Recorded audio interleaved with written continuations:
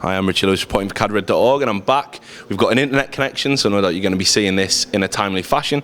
And with me is Big Ben with a 3 from Code Red Gaming. So, Ben, it's been a while since we've had a talk. I think last time we did an interview was at an I-Series. I-45, I think. I-45. Yeah. And you kind of went into a temporary... Well, not retirement. You were fixated on League of Legends and uploading videos of your pentakills and all of that stuff. But now you're back into CS:GO and you've kind of reassembled the core of Code Red Gaming. So how did all that come together and kind of what was the rationale about deciding to come back to the game? Well, I went to the last I-Series, I-48 was it? I was playing League of Legends and I saw all the guys playing CS and it just kind of made me miss the competitive side of CS and all the banter, and I spoke to Red Snake there, and his team didn't do very well. No. I think they put it together quite, rushed it together.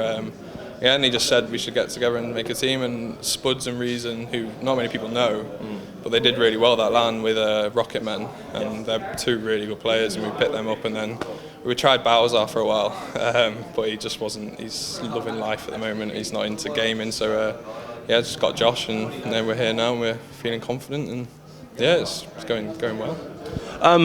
You took a lot of stick recently because you've signed up to the Vienna event, which it seems real illogical to me how people will get behind underdogs as long as they're not from the UK, and then if it's the UK, it's like you're so fucking arrogant to even think you deserve to be there. What's been your thoughts about the reaction you've got for attending? I don't really know. It's just the internet, isn't it, really? You have some people that are really nice and they'll be supportive, and then there'll be people that are saying, like, why are you going? Other teams, or the better teams could have taken your place. But we feel going into the event that there's no chance we're going to win. There's 3 teams like Virtus Pro, NiP, and Very Games that I think are at a different level to everyone else. But then every other team, I don't think there's no reason why we couldn't beat every other team there, in my opinion. Practices have gone well against some of the teams going there, but it's only practice. Yeah. You're still trying to win the game, aren't you, and all that. But the stick is, we don't listen to it. We just carry on with our day. It doesn't really bother us. It's a learning curve as well. We're not massive players. We're trying to get better. We saw an opportunity to go to a LAN, really well run LAN, and why not? So, yeah. Do you feel then that it put extra pressure on coming here to Epic? Because obviously if you fail, people are going to go, well, how do you think you're going to do any better out in Austria? Yeah, personally I've felt that pressure because, like you say, if you don't do well, in my opinion, if we don't win this LAN, then the pressure is on us in Vienna, and we don't think we're going to do very well. But then you can turn that around and say, if we win this LAN, if we win really easily in the final or whatever, and we go into Vienna, we could go in with false confidence, and then that could affect us as well.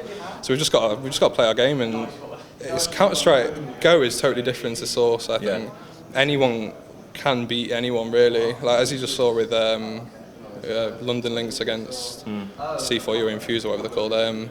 Like they beat them on C4U beat over 8 individuals recently on Nuke. Yeah, who were like one of the best 5 players to put together as a team, and then they just lost to London Lynx. Like on the day, anything could go anyway. So you don't know how it's going to go. Well, we're confident about winning this LAN.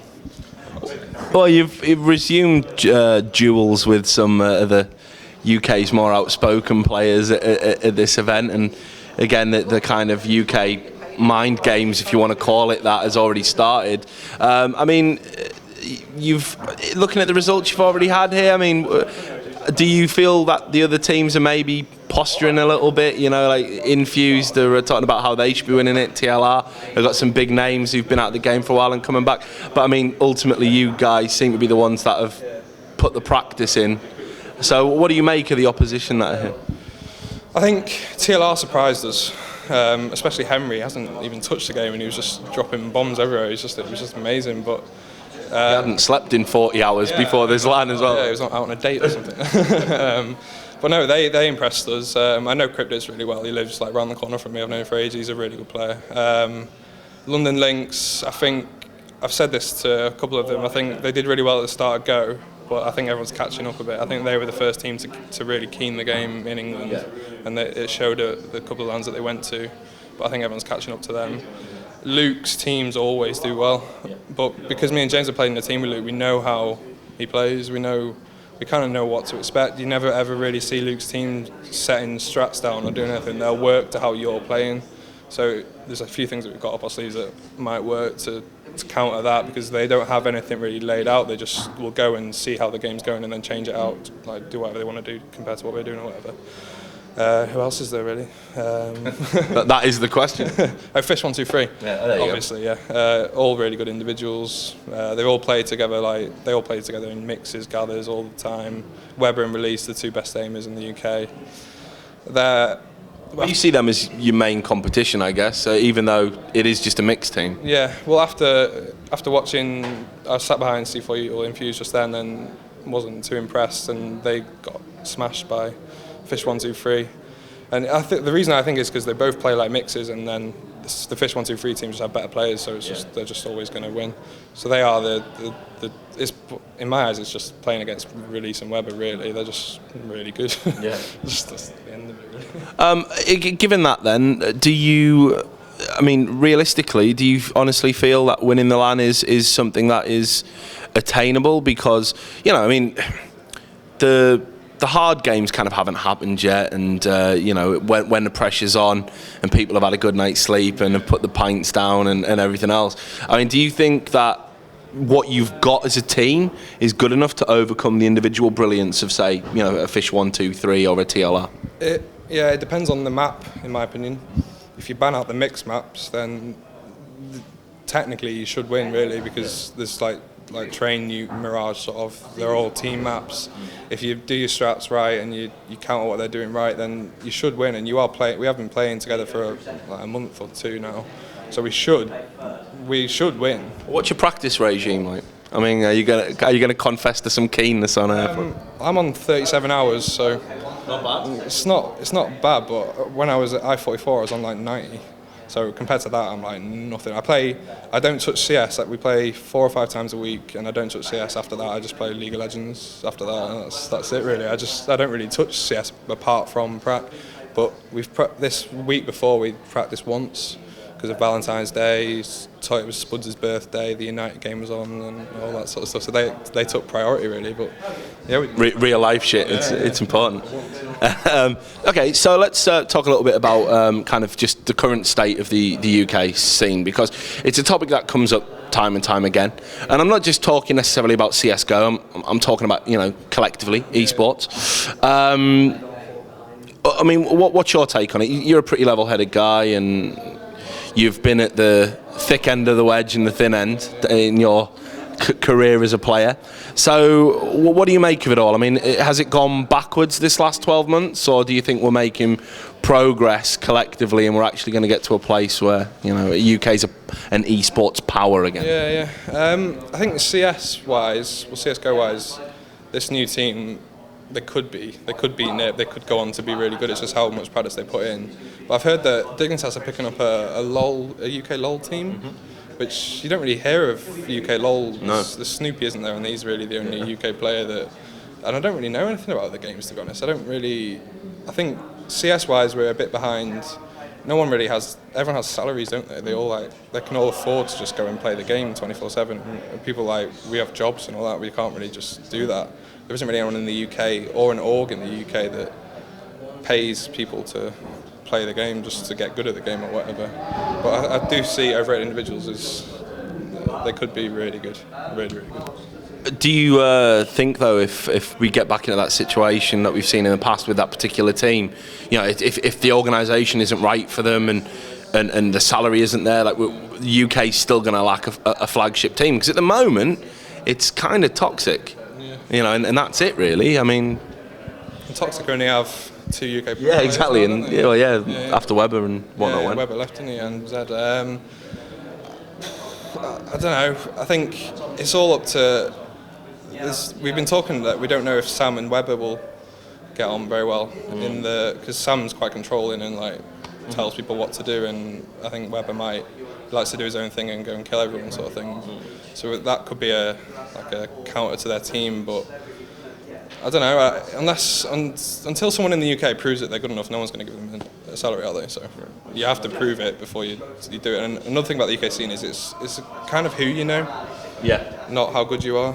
If you're in the group of like everyone that plays that are good, then you might get picked up. But if you're not, then like take Pulse. Like he's been around for years and he's been really. I remember playing against him in Enemy Down back when I was still playing. When he was a little kid. He was in a team with Release, I think. First UK, FUK. Yeah, I remember that. Sponsored by RTL servers or whatever. Yeah, I remember that. But yeah, he was in a team with Bowser as well ages ago, and Paint as well. Everyone thought Paint cheated for ages, and he's proved it. Like he just dropped 35 against Infuse, and he's really crisp and really good. But no one in the scene of the UK, like the top scene, would even consider him because he's not in the group of. And that's a bit of a problem in my opinion. You can be a really good player, but if you're not in the little niche, then you're not really got a chance.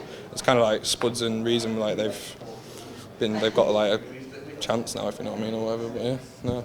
So what about this event then? Because one of the things that everyone was talking about before we come out here was, it's great to have another UK event, something to run alongside I-Series. And the sign-ups were a little bit disappointing as far as I was concerned. And then the event, I think some of the players have been a little bit disappointed with how it's gone. So I just wanted your take on, first of all, sort of the sign-up situation and also what the event has delivered from your perspective as a player. If you look at is it HK Land that's on at the moment in Denmark, I think there's 6 top teams going, 6 Danish top teams, and then there's 32 more teams, and there's 8, 9 teams here altogether. So if Denmark can do it, there's no reason why we can't have all those teams together. And the organisation yesterday, it was nothing to do with Epicland though, to be honest. Yeah, exactly. Yeah, I know. Yeah. Apart from the internet, which they did say they were going to have good internet, and they haven't. But BT. Is it a problem? Yeah, BT didn't install it.